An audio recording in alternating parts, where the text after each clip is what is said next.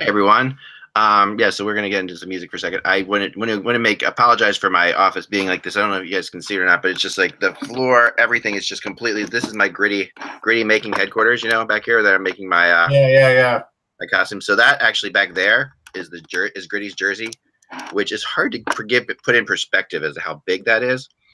But it's give us an idea, like person wise. Is it Chris Farley big? Is it bigger? It's bigger than that. Like I'm gonna show you. I'll be right back. So go ahead. You might get a second to show you. Okay, and I'm prepping for the show. I was just listening to my iTunes, just going through the shuffle of like 3,500 songs that I have on my computer.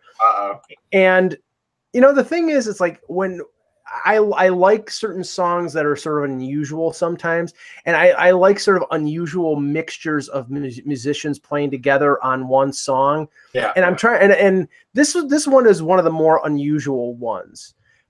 It's and I love Don Henley. I love the Eagles, and a Don Henley solo song from the early '90s called "I Will Not Go Quietly." That's a good one. It's a great song. The background vocals on it is Axl Rose. And the guitar player on it is Slash. And it's just such a weird combo because, Guns N' Roses are, alternative / heavy metal / whatever, hard rock. And Don Henley is none of those things. Just remember, you're judged for everything that's on your iPod, Mike. Everybody knows that. I'm judge me on that because I think that's a great song. But it's just a weird combo. That's all I was saying. Okay. That is all right. So to tell you how I made this. This is 5 feet of felt, and 5 feet one wood, 2 foot another way. It's no worse than the Chinese copies that we see. Oh no! Yeah, this is only Halloween.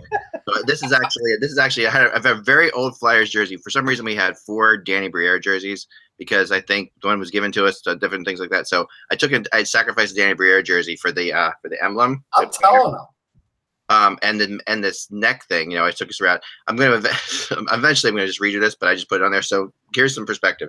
So what I'm using to make like the gritty body itself is an old hoop skirt type thing that like goes underneath. So it's like it's got hula hoops and things like that. This is what like a bride would wear to keep her skirt out in a big way. That's basically you wear it around your neck and then you have like a giant cone shaped gritty. So this shirt is on top of it. All right, so I'll show you what this is like. I can get perspective on it. So. Oh my god! Oh my god! That looks like a David Byrne suit from the 80s. This is so big. Same as it ever was. I made this. Okay, ever was. I'm still putting the arm. I still have to put the white on the arms, like that. So it's still in the back, and the orange thing doesn't even go all the way around. The white line doesn't go all the way around the bottom yet. Jeez, Eck, you've lost some weight. But does this make me look fat? No, right. I'm saying it makes you look thin compared to Actually, to be honest, even that's too big for like one of my neighbors, King Kong Bundy. So this is enormous. I mean, so it can fit like a hoop skirt underneath it. So it's like giant out like this, and then you can do the whole like gritty dance and all this stuff, And yeah, that's the gritty story. And right now, that's where we are. So I'm just gonna come over here. It's hot as hell because it's flannel. Well, it's hot today anyhow. It's like 65 degrees. It's the worst weather. My whole goal is to wear it around on Halloween. So outside, you'll be able to. I hear it's cooling off. So it's 65 degrees there, and we had sleet today here. All right. Well, there you go. You have sleet, and we have like total sunshine. Like, oh well. There you have it. So Flyers, don't get mad at me for making my own Flyers jersey. Copyright infringement. There was a guy with a homemade gritty in the crowd yesterday, so it won't be as good as mine. I promise you. It wasn't. You don't know the length I've gone to. That, of course, is the beginnings of Gritty's head. So anyway. Okay, so does this mean that since we mentioned Gritty, we can mention William Nylander? Yeah. Well, we might as well do the show. I love how they're tied together forever. Pretty good. All right, let's get right into the show then. They're one and the same person. All right, ready? Well, Hockey World, it's Tuesday, October 23rd, 2018. I'm Michael Agello. Go Dodgers. I'm Russ Cohen from Sportsology. I'm sorry, Peter. See, I did it again. It's okay. I'm Peter Tessier in Winnipeg with no rooting interest in the World Series. Yeah, I don't even know. I didn't even know. Did you ever have rooting interest other than the Blue Jays? Not really. Okay. Yeah, I'm Michael Linden. That's baseball. Yeah, you watch like a baseball game. I will say this. No. Here's the thing. Even though Eck is a baseball hater, everybody played baseball. Even Eck played baseball. I was on the Cherry Hill Atlantic Little League All-Star team that went to the championship in so everybody played, but here's the beauty of the World Series. If you get to even Game 5 of the World Series, you see the pressure. Even Game 1, the pressure of the World Series may be greater in that sport than any other singular game other than the Super Bowl.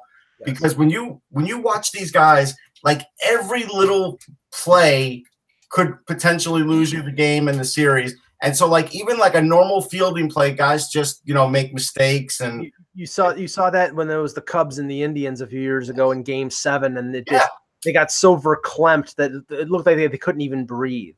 Yeah.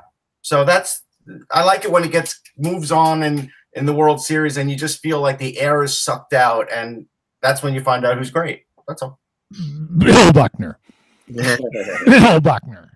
All right. Well, I'm not upset about that. That's fair. The other day, I'm just kind of surprised at this. First of all, and Russ, you would know this, but I did not know that Jack Hughes was only 5'10". Yeah. What do we? All right. So only. All right. That and someone said that is the same size as Clayton. Taller than me. As Clayton Keller, which is odd because you think. Anyway. Here's the thing, though. Okay, but you bring up something that I literally just talked about the other day with Mike, and I don't know, did I bring it up on air? Like I was one of the only guys. We brought it up on the show about the diatribe by Nick Kiprios. Okay. So the fight, right? So and I was one of the only guys that actually had Alex DeBrincat ranked in the first round. I ranked him 20th on my final rankings, right? Right. And one of the biggest reasons, and Mike was with me on this, like Mike was with me the whole time. One of the biggest reasons was because I don't care that he's 5'8". So now that we have a first overall pick, we're going to start to hear the biases. And I'm not saying you have it because you don't. No, I don't. I was just surprised. I didn't know that. But you're going to not only see that, you're going to start seeing the biases come out like, well, I don't know. Can you pick a guy first overall when he's only 5'10"? Like, here's the thing. If it makes people sleep better at night when a first overall pick is 6 foot or 6'3" and he skates really well, does that make him feel any better? Or could the 5'10" guy possibly, revolutionize the sport again? That's what you're going 5'10" to me is a great size for hockey. It always has been. It's like that's my height. I'm happy with that. But and someone sent me this picture and I wish I knew where it was. And if anyone knows where this picture comes from, it's really interesting as far as size goes, like you're talking about. Yeah. And I was really surprised by it. So I wish I could give credit to this picture, but this is one of the coolest pictures I've ever seen. All right, so Pavel Bure. Right, name the people. Like it says Whoa, Bure. Left to right. Gretzky. Left to right. Bure, Gretzky. Korea. Yager. Lemieux. Lindros. Gordie Howe. I mean, where was that taken? I have no idea, but what a freaking photo, right? I mean, it's crazy. So in this picture, 3 guys in this picture aren't wearing skates, right? And so if you want to look at heights across, right? Because they're Gretzky's not wearing skates, so that shows you how he's the same size as Korea on skates, right? Which is interesting because I wouldn't have thought that, right? Mario is the same size as Yager, but Mario's not wearing skates. And Howe's not wearing skates. Howe's not wearing skates, but he's roughly the same size as Wayne in this picture, which I think he's taller than Wayne. It could be like some forced perspective here too. Plus, people shrink as they get older.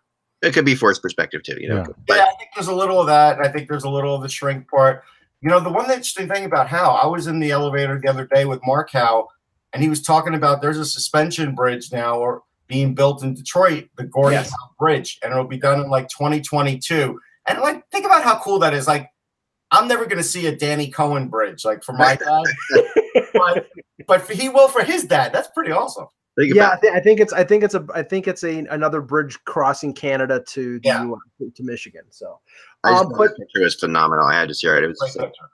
I put that as on my desktop my background desktop on my computer. But to the point that we were talking about in terms of the size of the players, I mean, flashback to 2015, Russ, when everybody was concerned about Mitch Marner not because of his height, because he was 6 foot, but his weight was about 162 or something like that. And people were saying, okay, he's not going to be durable enough. They're not going to be, he's going to get not.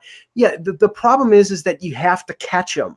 Right. And his edge work and his maneuverability allows him to not get hit. He got hit once in his rookie year. I don't think he's been really hit hard this year at all. So it's like, it doesn't really matter if you're 5'8" like DeBrincat or 5'10" like Jack Hughes. Now, if you're like Dean McCammond and you got a target painted on your back and you get knocked all over the place, it doesn't matter if you're 6'6". You know what the other thing is too, and this is what we always forget. A lot of times teams go into the draft and they draft a particular player, and by the time that player's ready, the game's changed so much that player is obsolete. Tyler Biggs fits that bill, right?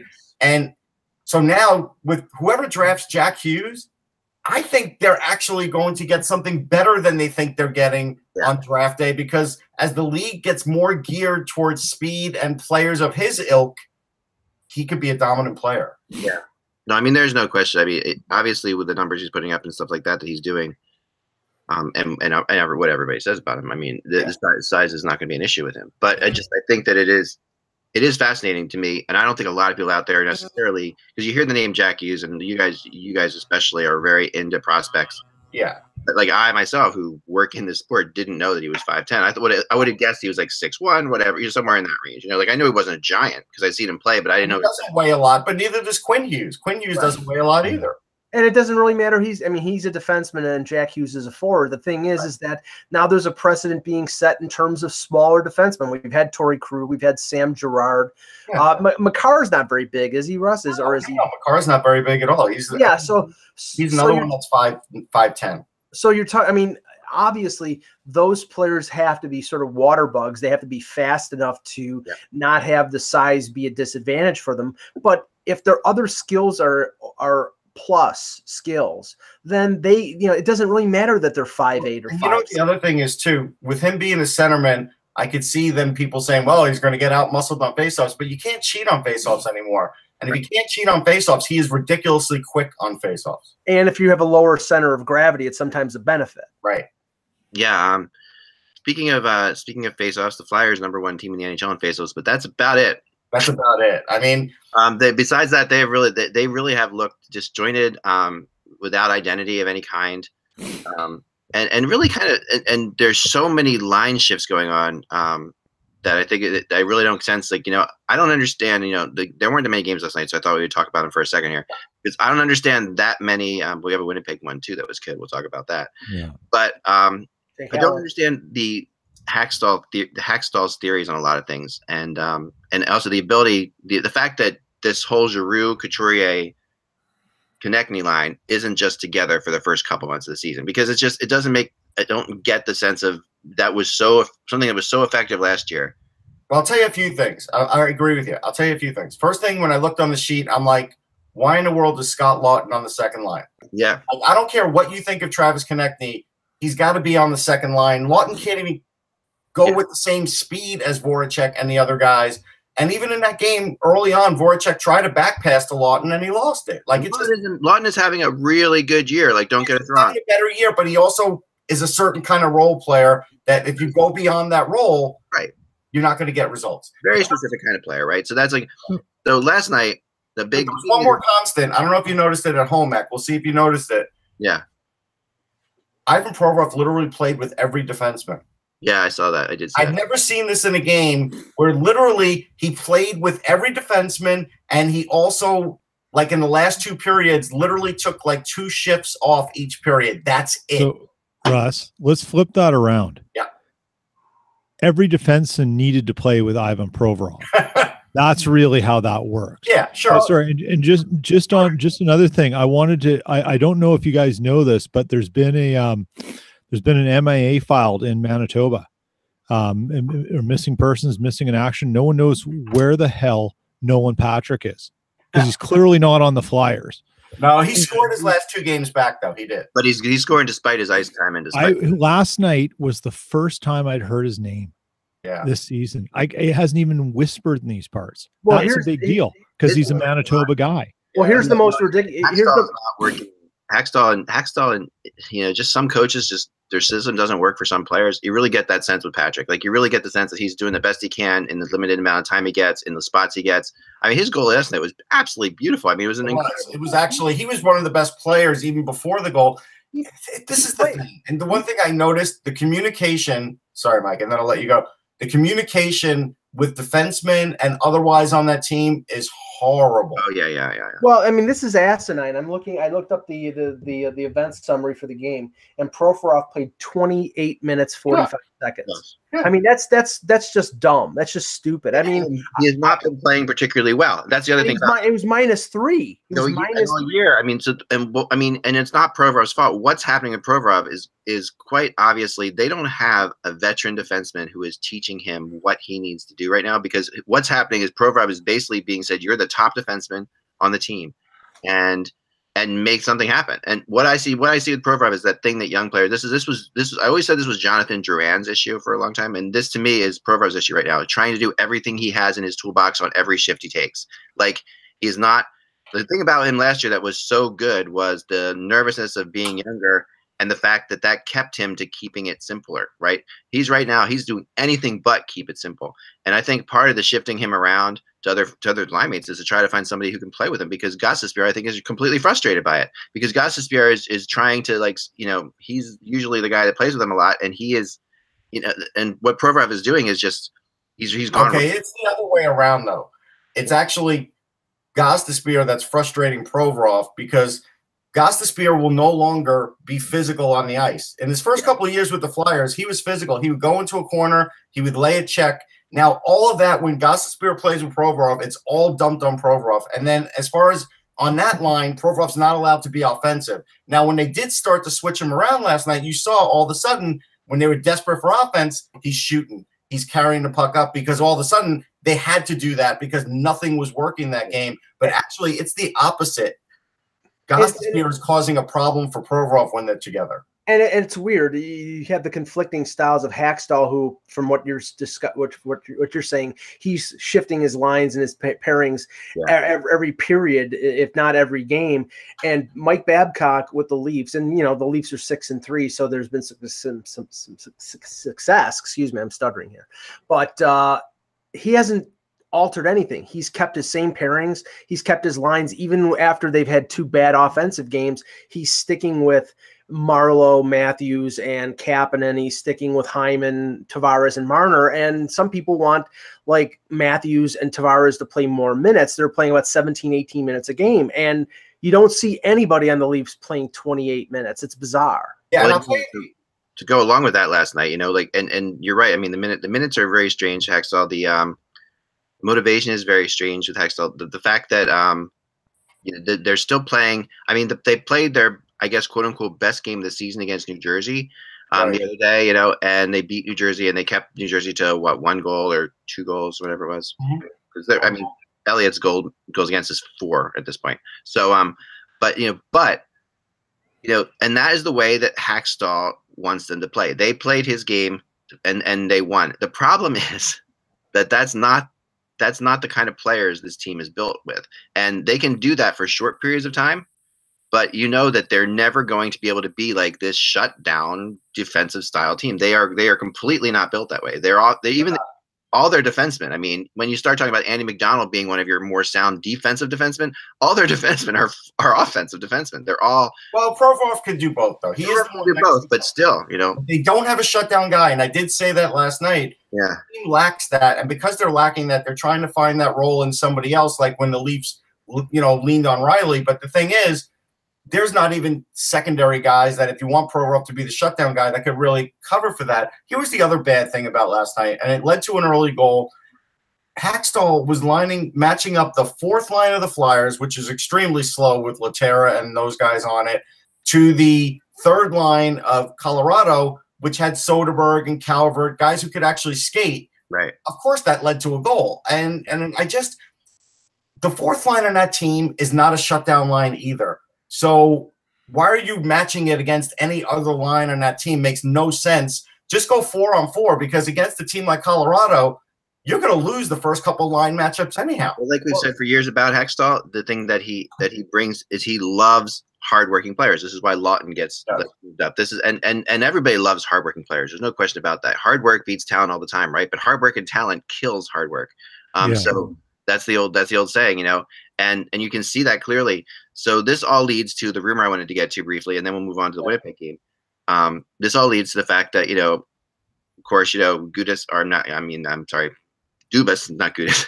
Kyle Dubas was there in Philadelphia last night, and the rumor was that he was, you know, scouting Travis Sanheim, and that, you know, I talked to a lot of people about this today, and it was still really hot and heavy with people I was talking to. And Sanheim's been probably their most consistent defenseman this year.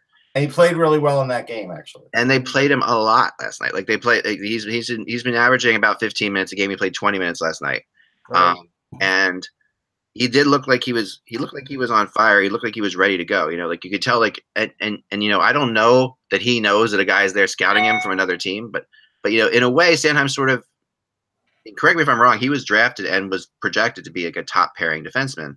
Not a top pairing, a top 4. Okay, so top. Well, that's where he's going to land. But really, I think like the second pairing guy is how I always saw him. Okay, yeah, because I seem to remember him being like, was he a first round draft pick or a second round draft pick? First round. No, he was a first rounder, but he also was a project. And you remember Hextall called him rangy, and he knew that he was going to have to put some size on him and other things. Well, the two things I was going to say about Dubas is he did stay the entire game. Yeah. Again, if you're there just simply to do some quick scouting, most scouts leave in the second period. He didn't. So that's one thing. And then the other thing is, I'm not sure he was just scouting Travis Sanheim. I think he was probably looking at Tyson Barrie as well, because when I watched the Colorado defense, I realized they could survive without Tyson Barrie. That's how good their defense is now. And that was the thing I was going to bring up, is that I'm not doubting the quality of Travis Sanheim. I think he's a very good defenseman. But if you look at the organizational depth of the Leafs on defense right now, they're really strong on the left side, as Peter and I have talked about. It would be a perfect flip-flop of the Jets, who are strong on the right side, and the Leafs strong on the left. But the Leafs have Dermott, who I think is going to be in their top 4 next year when Jake Gardiner probably leaves via free agency. Gardner and Riley, and they have Hainsey, who's a left shot playing on the right side. So they're really stacked as for left shot defensemen. Righties, right now they have Igor Ozaganov and Nikita Zaitsev. So they're very weak. Babcock has like an obsession with right-handed defenseman playing on the right side, left-handed playing left, right, and that's the thing. It's like very. Talk about that concept for a second, because it's something I think that needs to be discussed. It really doesn't make it makes sense in like a really far bygone day, you know, when guys weren't good on their backhand and couldn't keep the puck in on the point, I guess. But at the end of the day, you know, when you have a left-handed defenseman, like Sanheim plays on the right most of the time, and when you have a left-handed defenseman playing on the right side, you have a better angle to shoot from. You have more thing. I mean, and you know, he has no problem at all taking the puck off the boards with his backhand. They're highly good players, so it's not. But we're talking about Babcock here. I know, but at the same ever since he had that 1 year with Detroit where he had 6 left shot defensemen, he's been very left-right. He wants that left-right, and they're very weak on the right side. And there's been a lot of talk about Barrie over the years with the Leafs. And he's a right shot. He's a puck mover. He's a guy who you could utilize on the power play. And you have to realize, and I wrote something about this a couple days ago, is that Gardner essentially, I don't see how they sign him based on what they're going to have to pay Matthews, what they're going to have to pay Marner, and what they may have to pay Nylander. So that's why I'm saying, you know, I think they're going to be looking for somebody like a Tanev or a Justin Falk or a Barrie, who has another year left in their contract. Yeah. So, but I Leafs in a second, because we're going to talk about Nylander. He's a right side guy too. So yeah, and I mean, to me, Gardner, I think, you know, we'll talk about that for sure. And you know, some players we don't have to talk about right now. But let me just ask one thing to Russ, because Rantanen, I saw some of the game. Rantanen scores a couple goals. Colorado is in the same situation as Toronto is, where next year they have to They have to sign Rantanen to an extension. He's coming to the end of his ELC. Yeah. But if you look at Colorado right now has $12 million under the salary cap, and they got Landeskog under $6 million and McKinnon for around 6.2. That is They're in no trouble at all to get Rantanen. Talk about those deals. I mean, No, and I'll tell you this about Rantanen. So we all saw that he got 2 goals, but the other thing about Rantanen is the strength on him now is insane, where he literally is able to make plays one-handed now and keep speed with that, either to make a pass or to get you off of him. Or so there's that. He's stiff arming people. Yeah, and then there's the other thing was, and this was quite dramatic, and this is where Buffalo fans should be face palming. I made a point of looking at Zadorov in the game and also in the locker room to see how big he's gotten. And he's listed at 230. He might be more than 230. And when Wayne Simmons tried to go into the crease, and this was another failure of the Flyers power play, and Zadorov just sort of fleed him off with one arm, they should have changed up the plan and stopped with his back to the goal and trying to make this great play. It works against some teams. It's not going to work against a behemoth like that. He's a moose. He's a big man, and he skates well. And he skates well. And you know what? He's got a mean streak to him too. He does. Yeah, he does. No, I mean, so let's get to before we get to Winnipeg, let's quickly touch on Nylander. Everyone can drink. We're going to keep this to 3 minutes. Drink. I didn't even open a beer. What do you mean? Keep this to 3 minutes on Nylander. Okay, so because all that we really have here is that Nylander's been practicing with a team over in Austria. But he didn't skate with them today. Yesterday, Dubas met in New York with his agent, which is the kind of thing of like, oh, so you were going to be in New York? I didn't have to go to Switzerland? No, I'm just kidding. No, but that's obviously what, it's pretty funny that we're, Dubas is being tracked now like a hawk, I picture like 5 drones following him around, So anyway, he meets there. It really sounds, I'm starting to get the strong impression that Nylander is going to make a big compromise here, and that the Leafs have him. But and talk to 2 people today. Now, I actually have a source, and people were laughing at me about this today. I have a source in Austria, because last year I was in Austria 2 summers ago.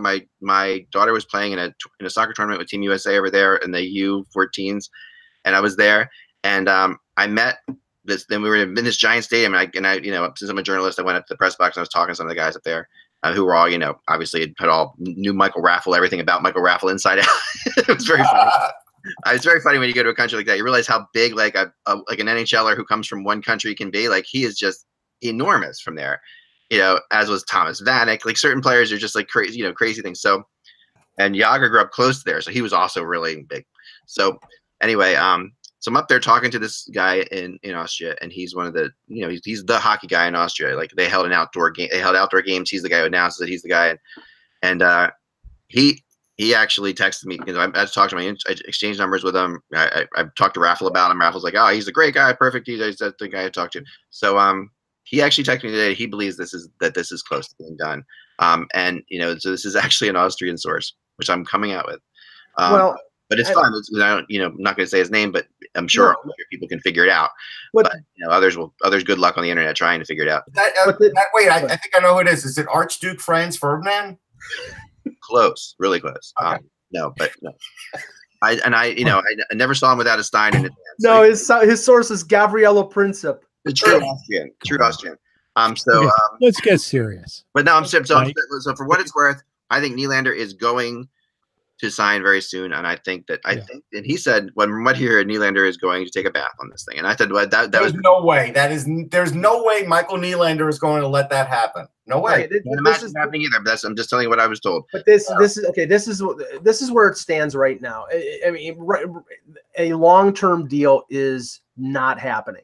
Right. It's definitely not happening, because Nylander, his agent, and his dad, they have not come off the $8 million, 8.5, whatever the hell ridiculous amount they were asking for. That the Leafs on the long-term deal have stuck around $6.5 million. There's no budge there, so the compromise is the bridge. But where the negotiation is right now, apparently, is how much on the bridge. They want Panarin money on a 2-year deal, which is insanity, because Panarin was going to UFA and he got 6. And what did he score? 90 some odd points with the Blackhawks, and he got $6 million a year. I think the more fair amount is what Kucherov got on a 3-year deal. But it's going to be somewhere, which was 4.7 million. So it's probably going to end up around 5 million for 2 years. This is my source speculated 5 for 3, and that's what he said. He So won't sign 3. He won't. Yeah, they won't sign 3. And I'll tell you something right now. The bridge deal that William Nylander signs with Toronto will be the last contract he signs with Toronto. Well, it's hard to say that, but yes. I'm predicting it because I'm telling you right now, the Leafs will not want to deal with Michael Nylander again, asking for $8.5 million 2 years down the road when they've already signed Matthews and they've already signed Marner and they've got Tavares locked up. Yeah, There's no way. Basically, it's not that they won't want to deal with them. It's just how they deal with them is not going to be accessible. Yeah. Right. Look, at the end of the day, signing Tavares made someone expendable. That's the period, not the end. But we don't know where that expense is coming, though. It could be Nylander. It could be on defense. They could bring Nylander in and say, we dare you to get through our top 3 lines and have fun with it and keep them. But there is a sacrifice at some point. It comes down the line. Someone becomes expendable. We just don't know who yet. No, and Dubas may not even know yet. Yeah, there's no question. But Nylander has to get signed so Dubas can do the other signings. So that's why it's going to end up being some sort of quick and dirty 2-year deal, or he'll get traded because it'll just get too frustrating. And they still need to do these signings because the longer you wait on Matthews, the worse it is for the Leafs. And the little tour that Kyle Dubas took of the Eastern Seaboard with New York and Philadelphia the last couple of days, I said he talked to the agent. And he went to see the Rangers game and the Flyers game. He's preparing himself for both eventualities here. He's preparing himself for potentially signing Nylander to a bridge deal, and he's also prepping for a possible trade. So he's performing both functions, and that's what a smart general manager does. The image of both functions. I mean, I don't know if you've seen the Nylander's phone was found, and apparently he's got about 6,000 texts from Mitch Marner, and they all say, "Don't cave in." Because this deal affects Marner. Well, that's the thing. It affects Marner, but because they have long-term plans for Marner where they don't for Nylander unless it's at the right price. Or what if Marner comes in and says, "Well, you played me. I did this. I want $9 million." That's why they can't pay Nylander what he. That's why they can't pay him. But I mean, would they pay Marner $9 million? Because if they pay Marner $9 million, Matthews they're going to sign the clock is up. Leafs, we got to get off Leafs. Sorry. The only thing I'll say is they're going to sign Matthews before Marner, so they don't have to worry about Marner, them signing Marner to too high a price, and then all of a sudden Matthews goes up way more than they want him to. Matthews will get signed before Marner. I'm sure of that. Matthews may get signed this year during the year. Yeah. Can you mention the fact that Mikko Rantanen now has as many points as Austin Matthews? I mean, that is a pretty crazy. Why do you think I brought him up? No, I know, but I'm just saying. I know we talked about him before, but I just wanted to. I mean, I was just trying to get some good statistics today, and it's. Well, he and McKinnon. Here, do you want one major statistic that tells you everything about the first almost 10 games in the NHL? The top 3 teams in the NHL are Nashville, Winnipeg, and Colorado. Yeah. Yeah. The Central is a death march. It is an absolute death march. Now, Peter, I wanted to say there's 9 points. And last night was a bit of an exhibit of it. There's your segue into the Winnipeg Blues game. There's a 9-game point streak too for McKinnon and. Oh, that's historical as well. So let's get into the Blues Jets. How is Jake Allen doing? Yeah, it was a really good game. And it was a fun game. And remember now the Jets just spanked the Blues on opening night. So there was a lot of rematch going on here. The Blues got out to the lead in this one, right? And they're up 1. And then bang, the Jets come back and win it at overtime. What are your thoughts, Pete? At one point, the Blues were out shooting the Jets 18-6 with 2 minutes left to go in the third. I think is when I saw this. It was 32-30 for the Jets. Well, I don't know what happened at the second intermission, but all of a sudden, Scheifele and Wheeler started looking like the Scheifele and Wheeler every Jets fan remembered from last year. Yeah, Scheifele had 4 points. He had 2 goals and 2 assists, including the second assist on the game-winning goal that Trouba scored in OT, which was Trouba's first goal. It was bizarre. I mean, before the game was a minute old, St. Louis had a huge stretch pass. Ben Sherratt had a major gaff on his coverage. Riley was left wide open going to the net. Boom, back of the net. Then it was 2-0 off a Morrow's skate. And then Scheifele banked one off a Bouwmeester skate. I didn't realize Bouwmeester was sitting in the press box against the Leafs on Saturday night. Yeah, it was the first. Supposedly, it was the first healthy scratch of his career. Yeah, and then it's 2-1. Then I think it was Dunn made it 3-1 in the second, and the Jets were all over the map. They couldn't generate offense. They couldn't figure anything out. And then Sherratt scored at about the 52nd mark of the third period, and all of a sudden, the whole game changed. It was bizarre. And I was like, where the hell is this team been hiding? Because this is exactly what the Jets used to do last season and what every fan in Winnipeg came to know and love about them. And we haven't seen it yet. And there it was in the third period. And, yes, they tied it. They gave up a goal. Then they came back and got another one to tie the game with the goalie pulled. But it was this sort of fearless, don't give a crap about what's in front of us. We're taking the puck to the net come hell or high water, and we're going to score on you. And that's what they did. And if that's any indication of how they're going to play on tomorrow night against the Leafs, we could only hope for the same kind of back and forth into OT just for entertainment value, even though no team wants it. I really hope that happens, Peter, but I worked myself up into a lather for Pittsburgh, Toronto last Thursday. And it was probably one of the most boring games I've ever watched in person. It was 1-0 into the last 5 minutes of the third period. It was basically a defensive clinic by the Penguins. And I don't think the Jets are going to sit back in a 1-2-2 and try to take away the center of the ice, but that's what Pittsburgh and St. Louis did to shut down the Leafs, and the Leafs have only scored 1 goal in the last 2 games. Yeah. So I mean, if it's that, it's going to be a really letdown. I hope it's a wild affair. Now, let me just ask one thing. Blake Wheeler was absent today from practice. Have you heard anything about injury? I haven't heard anything about that. I was kind of working on another project this morning, so I haven't really had my ear to the ground on that. I'll find out. There's long been some suspicion that there's something wrong with Wheeler. Wheeler's got a bit of a choppy skating style, and he's incredibly fit, particularly for a tall guy, but he hasn't had any kind of real breakaway speed this year. Like, Wheeler can pull away from guys when he gets moving, and he hasn't been able to do that. It takes him a little longer to get up to speed, right? Like, he's got a choppy style, so he's got to get up there, and then he moves, and he's got that big frame where he can keep the puck on the outside coming down the right, and he can protect it and get in.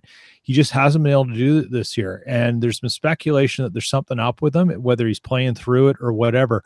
We don't know. I'll tell you what I think it is.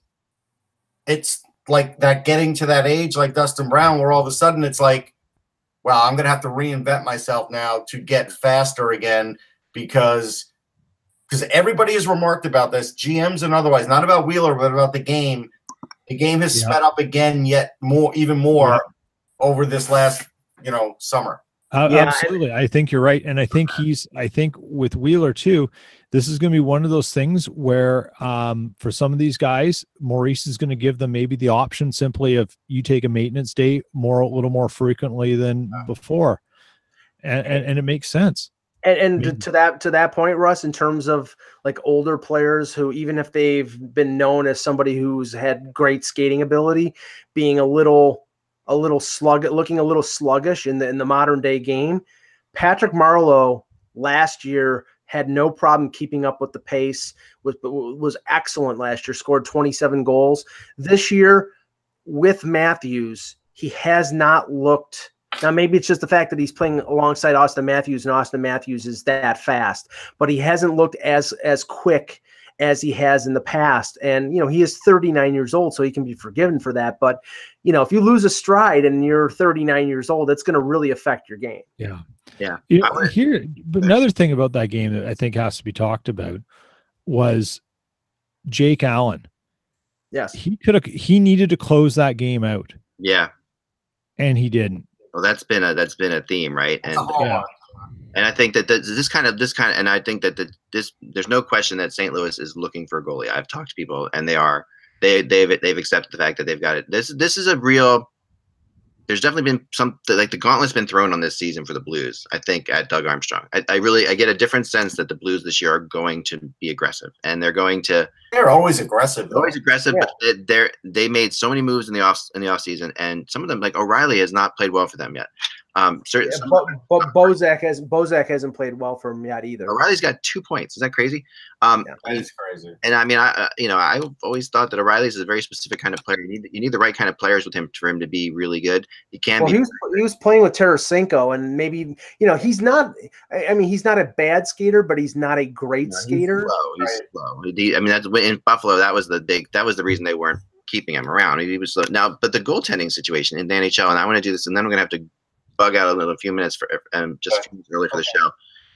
But I wanted to talk about goaltending in the NHL because there's some really interesting stats around there and some surprising things. First of all, Gibson, we talked about. I'm not a John Gibson fan, but it's hard to deny. He should sue for non-support.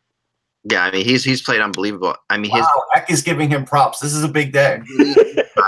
Gibson's a good goalie. He's played 7 games with a .950 save percentage. I mean, just like and think about. I mean that's crazy. Now, little counterpoint, Ryan Miller's played in 3 games and has a .939 save percentage. Yeah. So sometimes save percentage can be a team stat, that's for sure. But Gibson has been amazing, and he's not getting any support. But maybe they'll win a dual Vezina like the Rangers did back in the day with Villemure and Jacquemin. It's really fascinating, but who Russ has the most wins in the NHL for goalies? Who? Keith Kincaid. Nope. Varlamov. Nope. And so this is a I guess what's the question again? I'm saying it to you for obvious reasons. Before injury. It's not Lundqvist. No. What's the question again? I'm sorry. The goalie with the most wins in the NHL. Now there's a bunch of them that have 4, okay, but Frederick Anderson. Well, yeah, there's a bunch. There's Frederick Anderson, but the one that has 4 that has the lowest goals against among those 4. Among the there's right now there's 9 goalies that have 4 wins. Okay, Varlamov, Kincaid, Gibson, Fleury, Anderson, Halibut, Anderson, and Holtby. So both Andersons. But the one who's got the lowest goals against average, Saros. You see Saros. Well, he's the full-time goalie now. So let's see if that holds. Who goes into Alberta and shuts out Calgary and Edmonton on back-to-back nights. Well, Edmonton's not a big deal to shut out. Still, but goalies aren't supposed to play back-to-back nights. They're not allowed to play back-to-back nights, right? So he does it on the 19th and 20th of October last week. And Lundqvist has done it this year too. Yeah, I mean, so he has been just phenomenal. And and yes, he's full-time. And Rene's been really good too. And Rene was in there. We talked about that. That's the thing. We have to see now. This is the big Saros test. Yeah, he's the number 1 now for the foreseeable future. Let's see how he does. And from this point forward is when I'm going to start judging him. Yeah, no, and this is it for him. I agree with you completely, 100%. Now the save percentage is always a fun stat to look at, obviously. But the other one that really kind of strikes out at you is Mr. Linus up in Buffalo, who has only played in 2 games. Allmark, yeah. But he's looked phenomenal. He's got a .982 save percentage in 2 games. Yeah. But it's only 2 games. All right, granted. But still, .982 save percentage is worth looking at. Oh, sure. I mean, we've talked about him. He is a good goalie. There is potential there for him to be a really terrific number 1 goalie, but they're going to bring him along slowly, and I think that's the right move. Well, and it's great to have that. I mean, to me, when you look through these, every team in the NHL unquestionably needs to get wins from their backup. That's just every year. That's the reality, especially with the playoffs now. Varlamov, for goalies who played a lot, Varlamov and Gibson are 1 and 2 basically for save percentage. But Varlamov's at .953 in 6 games, and Gibson's at .949 in 7 games. I will tell you, Varlamov right now looks like when I covered him in the AHL and he was a phenom, and then he was really hot in the league for like 3 years, then tailed off. He's back to being at the top of his game because he's got a lot of help and support too. Yeah, no, he really when he's good, he's great. I mean, he's as quick as they come. Like his quickness is just crazy, absolutely crazy. Another kind of surprise when you look at the goalie leaders. He's played in 5 games, but his save percentage is .933, and that would be Jaro Halak, in Boston. Yeah, I can't think that that's going to last all year, but we'll see. But that's the kind of you have that backup in Boston that makes Boston a serious threat because they're going to get most of their games. I mean, out of Rask, but Grubauer has been good too. So, they have both goalies going really well, which is going to make, Colorado much better than I predicted they would be. And I really think I blew it on Colorado because we can tell you right now you blew it. Yeah, definitely. But I'm going to be proven out to be 100% right on Edmonton. But as far as Colorado, yes, Edmonton, who's starting Cam Talbot for the 7th straight game. They do not learn. It's like, okay, you're spending what, $2.5 million on Mikko Kaskinen and you're not playing him. You know who is 2-0 as a starter with 240 plus save win? I do. Go ahead and you say Laurent Brossoit, who was Talbot's backup last year. Who's played really well for Winnipeg in his 2 games. So I don't know if you know the story behind Brossoit. No. He and Hellebuck have the same goaltending coach in the offseason. Okay. And they both went away together last summer and trained together with their coach. Oh, wow. If you didn't put a number on them and you had the exact same mask, their movements are getting similar. Like, it's creepy. I've actually watched the game and I thought it was Hellebuck before I knew Brossoit was in net. Like, just looking at the front, it's I'll tell you what's similar to that was when Steve Valiquette had his little hot streak with the Rangers with Lundqvist. He sort of emulated Lundqvist, and he would beat the Flyers every game. It didn't matter when they were playing the Flyers, where they were playing them. Valiquette was like, not a bad guy to emulate. The whole thing is that I'm going to leave in a second here, but the funny thing about that to me is of all the goalies in the NHL whose style I don't like the most, it would be Halibuck's. Like, it's different. It bothers me to no end. It really is different. He obviously gets the job done, but it's such a precision mathematical type goaltending to me that it's kind of uninteresting. And you know what it's like, Ek? It's like watching an old classical stand-up goalie add a little bit of butterfly into his game, but not really wanting to. You know what I mean? Like, it somehow works, but it doesn't look like it should. No, it's a hybrid. Last year, I thought, especially even in the All-Star game, like in the skills competition, that's not his strong point. Like, he is a goalie who is finally tuned for games, like NHL games. That's his thing. But you put him out of that format, and he looked like he was, at times struggling with breakaways, with other things that they were doing in the skills competition. I mean, he's turned out to be a great goalie, but I don't like that style at all. It's a hybrid. He's trying to be more of a positional goalie, and in a way, that's what like Marty Brodeur did at the end of his career. He was not a butterfly and not a stand-up. He basically he altered between the two, whatever it was, just to make the save. Oh, this is to Halibuck's credit, okay? Because he's doing this thing flawlessly. Like, he's a fine-tuned. Like, if he was a gymnast getting graded on whatever he's doing, he's like 9.8 every night. Like, he is absolutely. Yeah. His movements, he's exactly the same all the time. And that is hard to do. I mean, also has a flatline kind of personality too. Like, nothing really bothers this guy. He's pretty humble. Like, that's the way he is, man. It's really. Have you noticed that the person now, this is not a blanket statement on all goaltenders, but have you noticed the change in personality from, the wacky goaltenders of the past? We always, the Billy Smiths, and now, like, Freddie Anderson is the most, down to earth, calm, boring guy, understated. And you're saying Hellebuyck is the same way. That seems to be not the exception, but the rule. No, especially European goalies, I think, are really calm. I think that whole concept of goalies being wackadoodle is definitely played more into.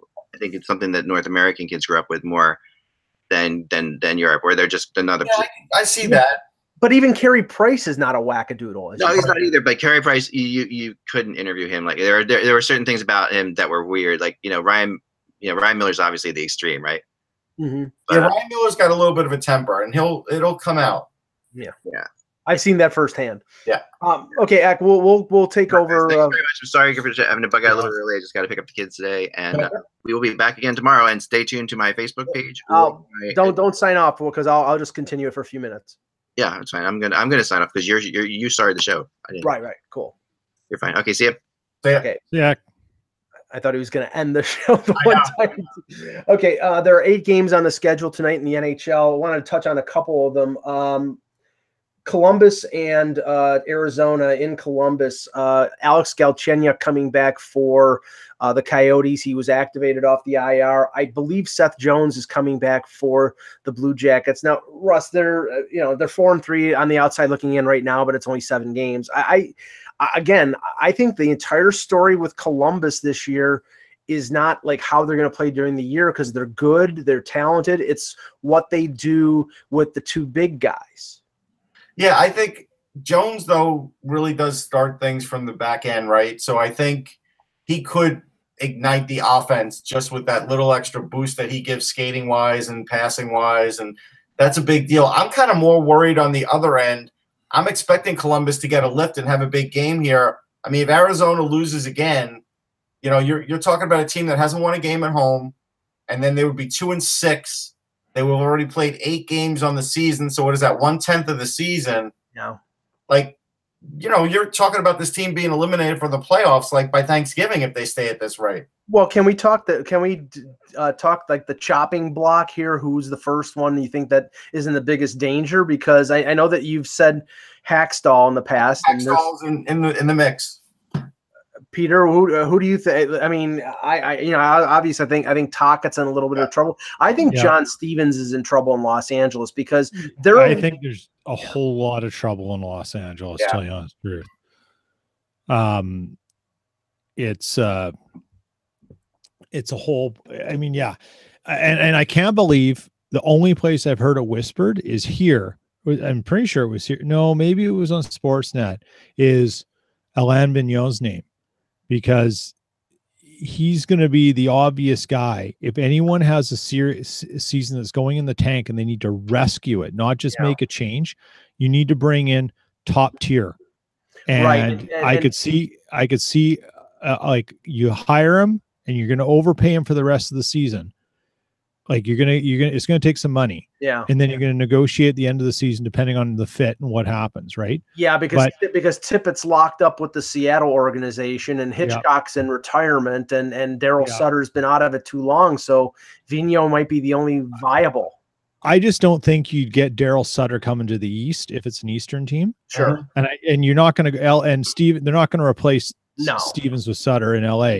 So you're looking for someone and talk it too, right? Like, I don't think you'd get Sutter to off the ranch down to Arizona. I just don't think that would happen. No, I don't think he's coming back. But the thing is, I don't think we're going to go through a year where nobody gets fired like last year. No. I mean, I thought consider what LA did in the offseason, bringing in some scoring with Kovalchuk, knowing they had to make a difference. And this is what's happening. I mean, you sort of wonder, does Blake make a desperation trade? Can he make a desperation trade? And we mentioned that yesterday, and I was looking over the Kings roster. Now, Dustin Brown's on IR right now. Kopitar was out sick a little bit last week, but he's back, but he's not starting off the season like he did the previous year. Kovalchuk's doing okay, but they've got,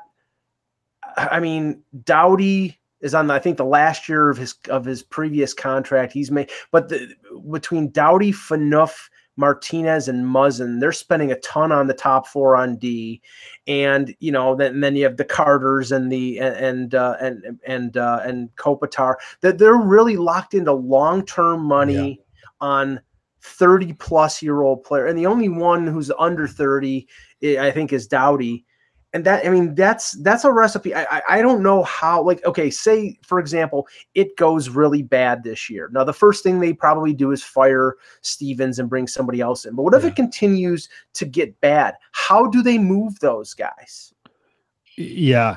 Yeah. I mean, it's like, oh, man. Yeah, I know. I just pulled up their salary stuff. Like, they have... Yeah. It's brutal. I mean, I'm just pulling it up now. You're gonna have to give up a guy like Toffoli, who you don't want to give up, right? Like that's what it's gonna take. Yeah, Tanner Pearson, for how he's playing, is being overpaid. I mean, I don't think they'd have a problem moving a Martinez or a Muzzin.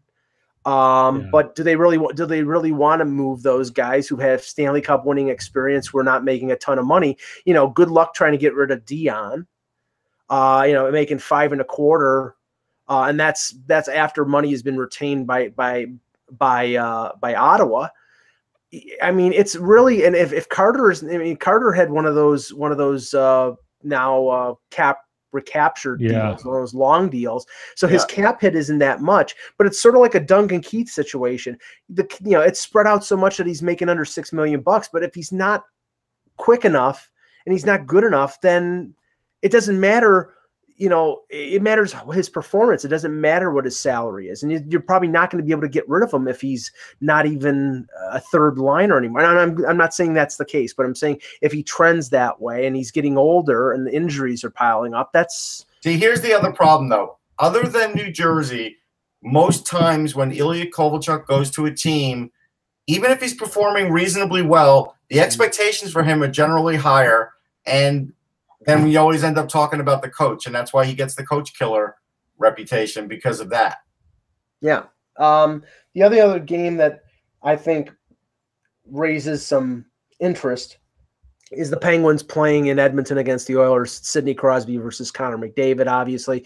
Now, this is the thing. Yeah. McDavid is playing over – the last couple games, he's playing over 24 minutes. And I know that they were talking about one of the shows I listened to in the morning about the contrast between, Matthews playing like 18 minutes a night for the Leafs and McDavid being overplayed. And this is the thing. Todd McClellan has to overplay him because if he doesn't, they lose. Yeah. So they're in a position where, I mean, he's an immense talent. He's probably the best player in the league. But if you play him 24 minutes a night, it's a problem. You're gonna burn him out. Can I mention something too? I mean, the NBC game is Anaheim, Chicago, which is okay. I mean, they're two good teams at the moment, but you have this other game with the two highlight guys in the league. And actually, Russ, the NBCSN game is Sharks Predators. Oh, I see. This is NBC SCH. Okay. SCH, whatever. That's for NBC Sports Chicago. Yeah. Sure. Fine. I mean, but that game will be there a million times this year. Crosby and McDavid won't. Right. And again, it doesn't get shown. It's like, I don't understand. If this were the NBA doesn't care if the matchup is good. If LeBron's playing against, name somebody else who's great, even if it's Carmelo Anthony, they're going to show that game. Right. The Lakers are 0-3 right now, and it's not going to matter because LeBron is going to be on TNT or TBS or whatever. And just to finish off here, this will be the unusual thing because I believe the Wednesday night rivalry game tomorrow night is Winnipeg-Toronto, and I cannot remember the last time two Canadian teams were on NBCSN in a midweek game, but it's Line A versus Matthews and two of the best teams in the league, so they're going with it. But that's the game. So yeah, like I said, it just surprises me. You have a chance to really show these guys off, and they're not gonna. Yeah. All right, guys, good show. We'll be back tomorrow with another edition of the Hockey Buzzcast. For Eklund, for Peter Testier, for Russ Cohen, I'm Michael Agello. Thank you for watching, and remember, without the buzz, it's just hockey.